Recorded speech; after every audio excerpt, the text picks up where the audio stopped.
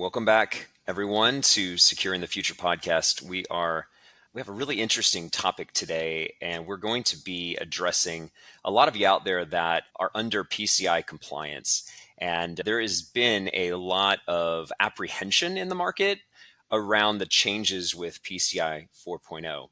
And so today we have a special guest on the show, Walid Barakat, who's going to be talking a lot about really understanding the changes. He's actually on the PCI board, and I will let him give a chance to go over his background. But as usual, have my trusty co-host, Ramin LeMay. Say hello, Ramin.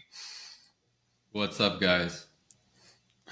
So we are definitely excited to get into this topic. I think it's going to be very educational and informative to everyone listening. So Walid, welcome to the show. Appreciate it. Thank you for having me. Absolutely. Maybe as a good starting point, you have a great background. We'd love to hear a little bit about your background and also something personal too. We love to kind of get the personal side of our guests as well. So I'll let you kind of give your background to the audience.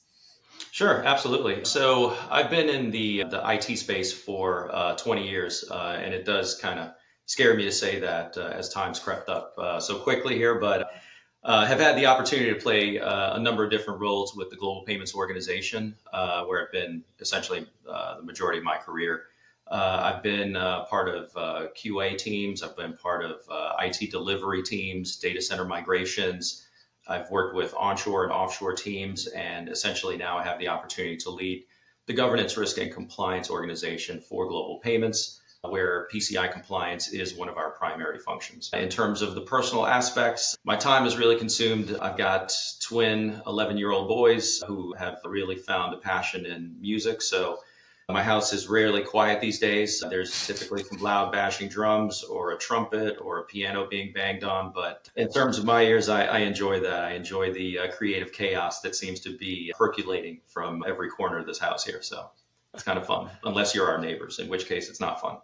That's probably not fun. Well, is it true that you built your sons and yourself a music studio in the middle of the house on the top floor? I did, but I don't want to insinuate that it is a soundproof studio, as my wife continues to tell me that she can really hear every song or every attempted song that we try to make. So, yeah, I can't wait to come over for some jam outs. Absolutely. Walid and I have worked together for almost 13 years while I was at Global Payments. So we're very familiar with working with each other and just being good friends. Absolutely. And aside from the friendship, I think that's where the security and compliance partnership really had an opportunity to really blossom. As you develop a personal relationship with team members that you're working with, you tend to understand the challenges that they're dealing with, and you figure out how to adjust what you're doing so that you can ensure that the objectives of what you're trying to meet are also met from their side as well. Yeah. Plus, we both have a very similar hairstyles, so we had a lot to talk about. I don't know if maybe we started out with those hairstyles. Maybe it's a testament of our friendship, right? As we've both kind of gone that way.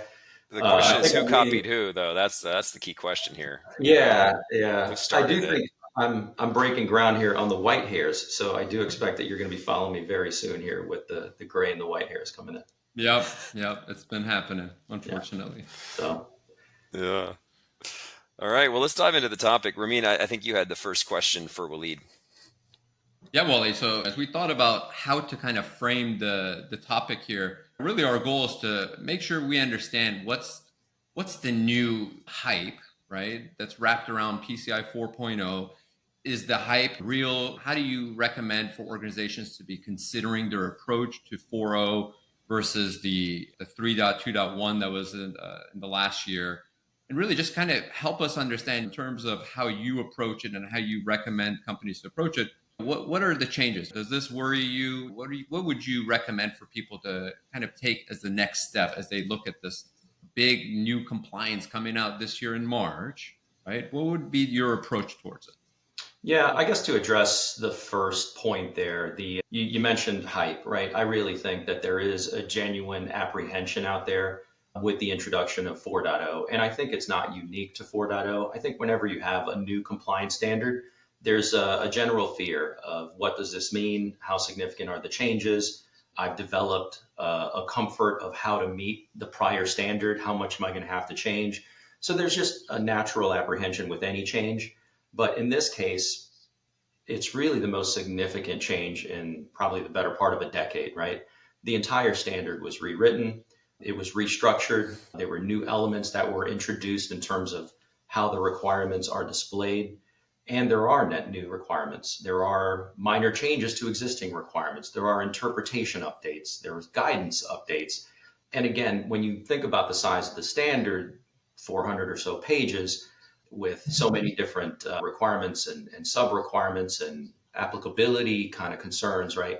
It's a lot to consume. And when we think about organizations and the objectives that they're trying to meet from a security and compliance posture, it's something that they're also balancing with their day-to-day business objectives, their operational stability, their migrations into the cloud, their business acquisitions, the competition that they're trying to keep up with. So really where we stand here in 2024, not many organizations are afforded the luxury to have dedicated teams to really look at evolving standards, right?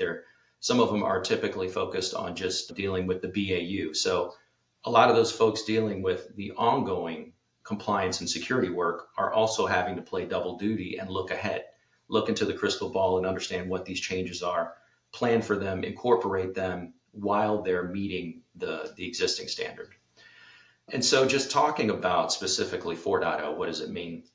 I think the council really looked at an opportunity to develop a standard that offered some greater flexibility, right? They realized this was essentially 10 years in the making. The payment space has undergone a significant change in terms of how cards are presented, accepted, transmitted, stored. Are they real? Are they virtual? Are they swiped, pinned, dipped? There's a number of ways to accept payments, and they realized they could not simply be as prescriptive with a rigid standard. So they afforded entities some flexibility to align the controls with what is actually happening in their environment. So in order to take advantage of that flexibility, there is a significant amount of accountability that the entity has to understand in how they process payments and how they secure payments, right? And then ultimately how they demonstrate compliance with those security aspects. The standard itself introduces technically 64 new requirements. They've broken up those new requirements in two groups. The first group becomes effective this year, essentially March 31st, where 13 of those new requirements focuses on roles and responsibilities, ensuring that you've got key members of your organization identified as accountable for executing each of the main 12 requirements. And I think that's a pretty brilliant step by the council, because before you can move into the more technical requirements, which become effective in 2025, you really have to know who are the key players that are accountable for implementing, maintaining, observing, and really controlling those controls, right? So by getting that clear up front, getting it documented and getting that assessed for this year, it really sets organizations up on the path to meet those 2025 requirements, which are, I really think, the more technical requirements that really do take some time and consideration in how do they actually apply for an ongoing operational compliance program. I think I like the way you kind of captured that, right? So you kind of put it into a phased approach, right? How do you advise companies that are looking at this new standard, knowing it's coming this year, right? If someone came and asked you, Walid, I know 4.0 is coming out. To your point, some of the controls are not being enforced until next year. They're more advisory this year. How would you recommend for them to approach it this year while there's still time to prepare, to go through all that cycle? How would you recommend approaching it? Yeah, I would say they really need to embrace the entire standard. They really should not limit themselves to looking at the 13 requirements that are effective this year. They really need to, one, confirm that they're secure in how they're going to meet those, meaning they've got it documented, they've got it defined, that they've spoken with those owners so that they understand their accountability. But they really do need to look ahead to the 2025 requirements, right? And really ask, how do we implement it in our environment? Each environment's unique. There's a number of different teams and stakeholders that need to collaborate to make a lot of these controls a reality. And so they really do need to understand, how can we start to meet those 2025 requirements now? Maybe look and review them, ask themselves, which of these controls perhaps they may be already meeting, and just collaborate with the QSA, have those conversations with their assessor, and align on interpretation. We believe that we're meeting 10 out of these additional 20 or 30 requirements. Here's what we intend to produce to you, assessor. Are we aligned? Do you need any additional clarification? Just so that you build that trust and that partnership with an assessor. And then you essentially start to build your roadmap. You get the low-hanging fruit out of the way, and you focus in on some of those more challenging controls that apply in your environment.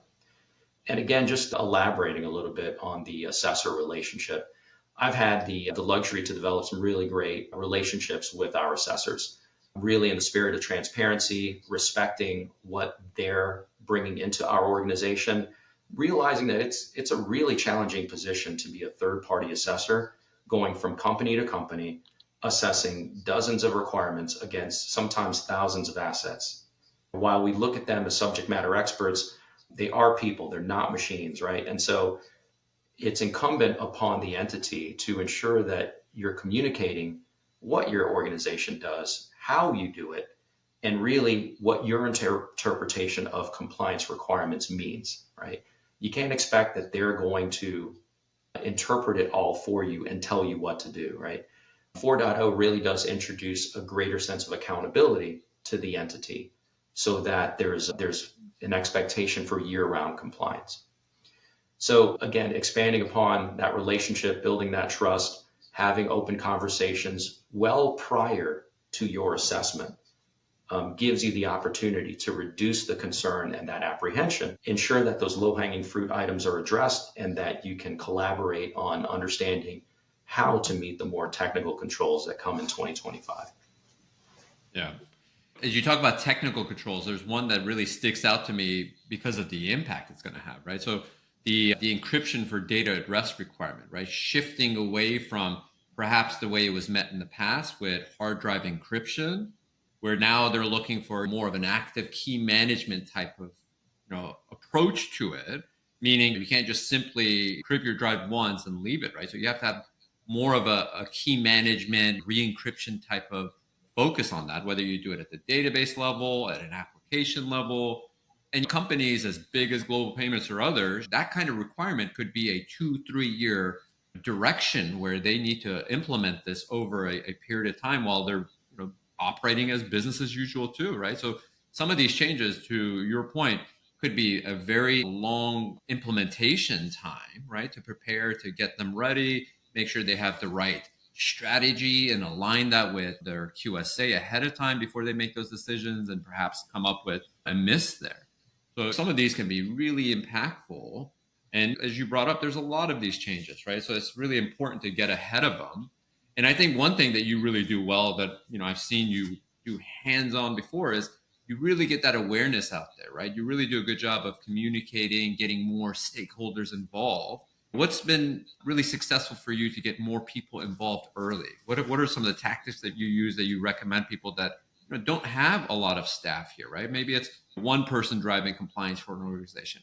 What can those companies do to approach it, even though there's a lot of change coming here? What do you recommend there?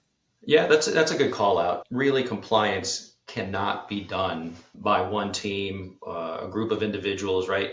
The intent of the PCI DSS standard is essentially to ensure that there is clear accountability from all of the teams that apply IT controls, IT governance, that process credit card transactions, but that really go beyond that. Even the folks that aren't directly engaged with cardholder data need to be aware that they play a role in the overall compliance and security posture.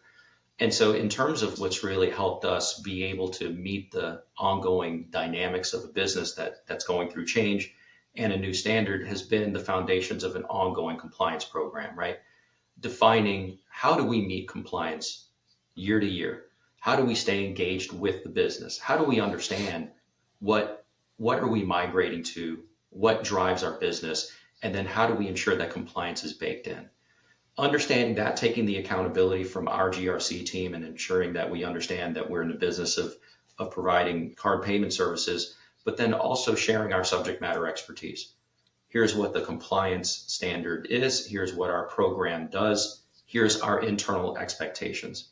And then we also support the ongoing training of the internal security assessor program provided by the PCI Council.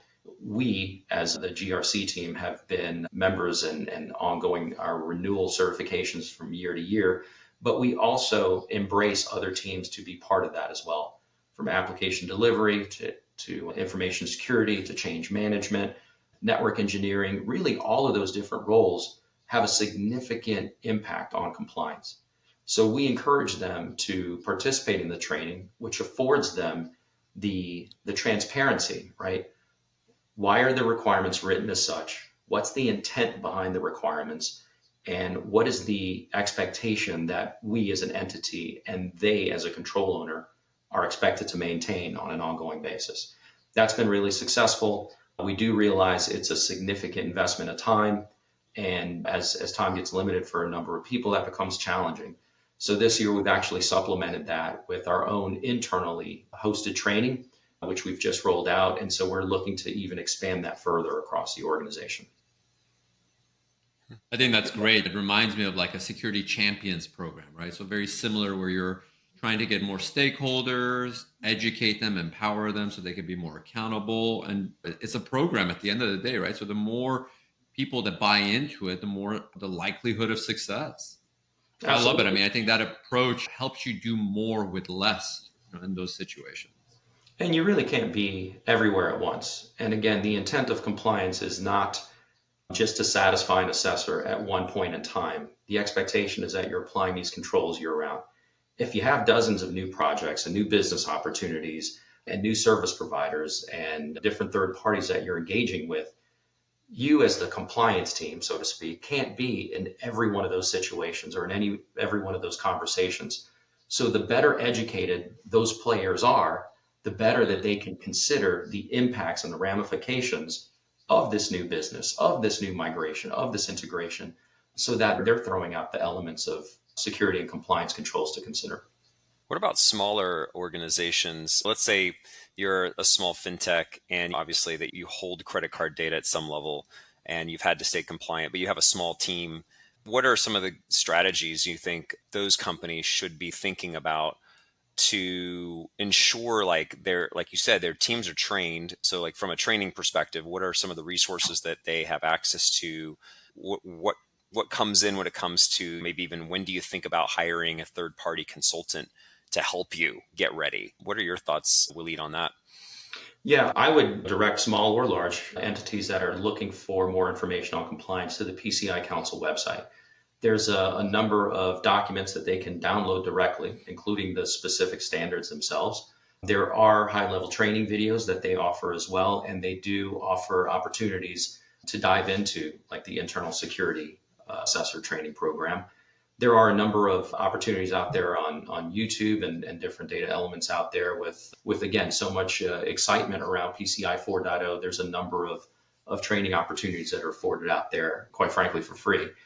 I do think that they should start with step one, downloading the standard, looking to start to digest it, looking at some high level training, so that when they do move into the next step of really asking themselves, what does this do to our environment and our current security posture, they've got some level of understanding. At least they have a question, a series of questions of things that they want to get answered. Maybe they don't quite know all the answers, but they have a starting point. From there, I do agree that it does benefit them to work with a third party, a trusted partner, right? That they can establish a relationship with, that they can set some clear expectations. Look, here are the particular areas that I really want to get a hold of. If you came into my environment, how could we partner? What would be the output? Will it be something actionable that I can then look to implement? And again, for entities that have been adhering to compliance previously, they might already have a relationship with an assessor. And hopefully that's something that they can expand upon, where they can look at that as a true partnership. But sometimes there is some apprehension in working with an assessor because, again, they are coming to evaluate you on an annual basis. And maybe you want to look at developing a trusted partnership with other subject matter experts out there. Yeah, well said. Walid, In terms of being able to operate a compliance program successfully, how do you tie it to a security program, right? Because a lot of times, especially given my security background, I always say being secure should be compliance is a byproduct of that, right? If you've mapped your controls, your goal isn't to be compliant, it's to be secure. So how do you work with such a large security organization as well to make sure these new controls, they're aligning to wherever it is on the security side? How have you seen success there? I always really try to drive transparency in the relationships that we have with our stakeholders. I hold our relationship with our information security team in really high regard. I want to ensure that they understand that I'm looking to understand what and how they are implementing their security program so that I can ensure that it's represented to the best extent. So that perhaps one particular security strategy might meet multiple PCI requirements. The better I understand the coverage, the tooling, the processes, the monitoring, the response, the better I can ensure and coach them on how to ensure the appropriate evidence is provided to meet the particular requirements. I want to ensure that, again, well in advance of the assessment, right? We've got these new requirements. We started our conversations with our security team a couple of years ago when the very first drafts of 4.0 came out. And we started sharing our interpretation of what these requirements meant.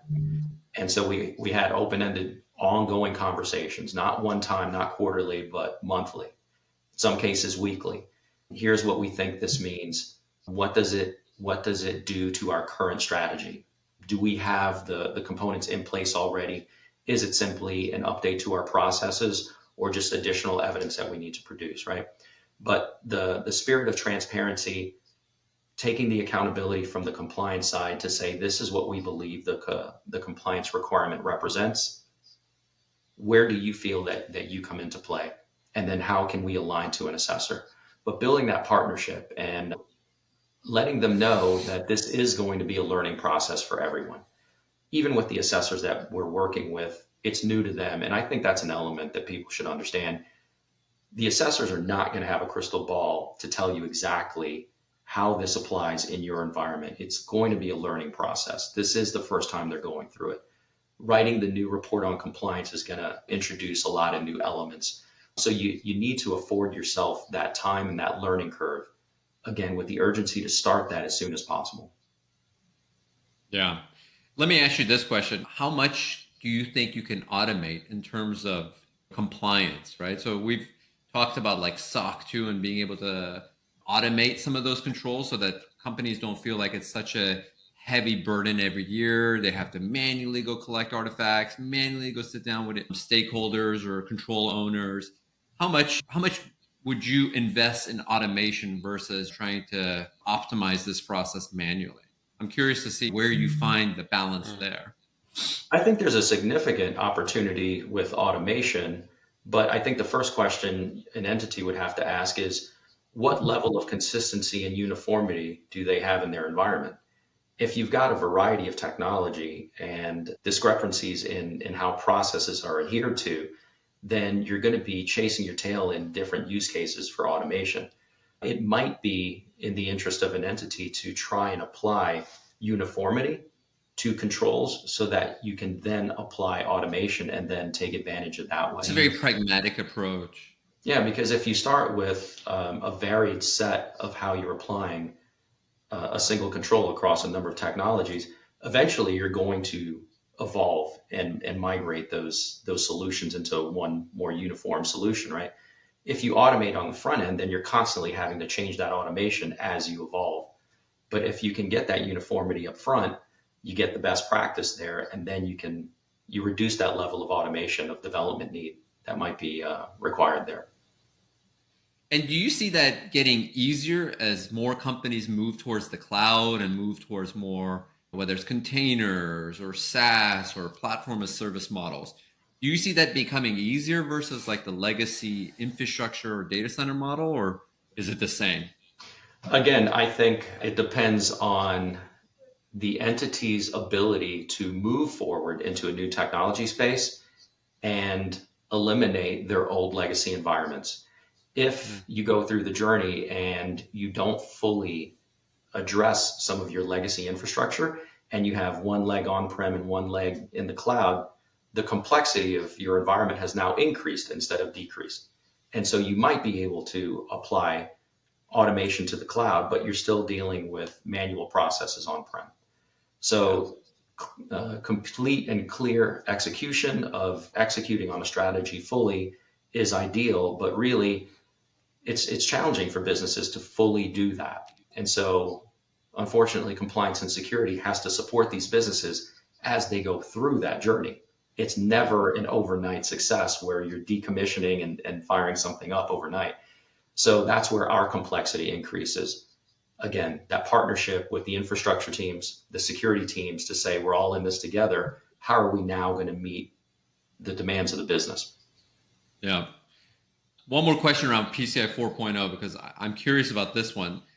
Do you think that the new version will meet more of the new emerging technologies understanding better, right? Like I remember trying to apply PCI 3.2.1, for example, to cloud SaaS services and sitting down with a QSA and them just not understanding how that SaaS is being used. What are the controls? What are we liable for in terms of using it versus the entity that's providing the service? Do you think 4.0 does a better job in terms of understanding these more modern technology stacks? I think it does. I think it places more emphasis on the entity to explain it to the assessor. There are these TRAs, these targeted risk assessments that are expected that the entity perform, right? For a number of requirements, if you're doing customized approach, for the requirements that have a periodic timetable, right? And so if you have something that is new and emerging and different, right? The customized approach offers you the opportunity to go beyond the particular requirement, meet the objective, but explain what your new technology, what your new process, what the risk is, right? Document it. Document how you intend to meet the compliance intent, and then provide it to the assessor. And then that's where that dialogue comes into play. So yeah, absolutely. Again, I don't expect the assessors to have all of the answers though. So the entity has to take accountability to say, we're using this new cutting edge tool, this new technology. Here's what it means to our environment. Here's what it means to the security posture. This is our posture on how we're going to maintain it on a year-round basis. Do you ever see like generative AI or even AI being able to help make this process more streamlined? I think there are definitely some of the controls and the requirements. And again, PCI was intended to be a baseline set of security controls, right? There are a number of areas where you can certainly expand upon it, even without AI.